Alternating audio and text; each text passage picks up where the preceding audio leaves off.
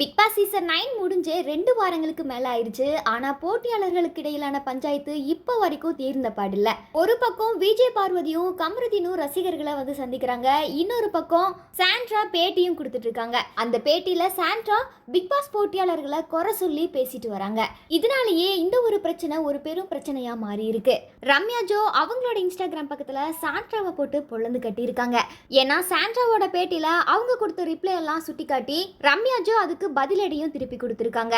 இதெல்லாம் ஒரு பக்கம் இருக்க, இன்னொரு பக்கம் சாண்ட்ரா கிட்ட பிரஜன் சொல்ல சொன்ன தகவலை ரம்யாவுக்கு பிரஜன் ஒரு ஆடியோ வந்து அனுப்பியிருக்காரு. அந்த ஆடியோவை ரம்யா ஜோ அதை இன்னைக்கு வெளியிட்டிருக்காங்க. இதனால ஒரு பெரும் பரபரப்பு ஏற்பட்டிருக்கு. பிரஜன் அந்த ஆடியோவில் என்ன பேசியிருக்காருனா, ரம்யா நீ எப்போ மீண்டும் உள்ளே போகிற, நீ போகும்போது சாண்ட்ராவை நான் பணப்பெட்டி எடுக்க சொல்லிடு அப்படின்னு சொன்னேன்ல, அந்த விஷயத்த நீ சாண்ட்ரா கிட்ட சொல்ல வேண்டாம், ஆனால் சாண்ட்ராவை பணப்பெட்டியை மட்டும் எடுக்க வேண்டாம் அப்படின்னு சொல்லிடு, பணப்பெட்டியை அவங்களுக்குள்ள யாரோ ஒருத்தர் எடுத்துக்கிட்டோம் அப்படின்னு சொல்லியிருந்தாரு. பிரஜன் சொன்ன இந்த ஒரு ஆடியோ இப்போ சோஷியல் மீடியாவில் வேகமாக பரவி வருது. அது மட்டும் இல்லாமல் சாண்ட்ரா இப்போ ரீசெண்டாக ஒரு பேட்டி வந்து அளிச்சிருக்காங்க. அந்த பேட்டியை குறித்து ரம்யா ஜோ அவங்களோட இன்ஸ்டாகிராம் பக்கத்தில் காட்டமாக விமர்சனம் பண்ணியிருக்காங்க.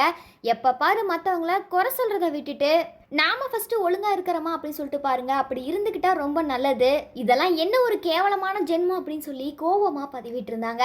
அது மட்டும் இல்லாமல் டெடிகேட் டு நடிப்பு அறைக்கு அப்படின்னு பதிவிட்டு இருந்தாங்க. இந்த நடிப்பு அறைக்கு யாரா இருக்கும் அப்படின்றத எனக்கு நேரடியாக மெசேஜ் பண்ணுங்க அப்படின்னு சொல்லியிருந்தாங்க. இந்த ஒரு பதிவுக்கு ரசிகர்கள் பலரும் இவங்க சாண்ட்ராவை தான் அட்டாக் பண்ணுறாங்க அப்படின்னு விமர்சித்து பேசி வராங்க.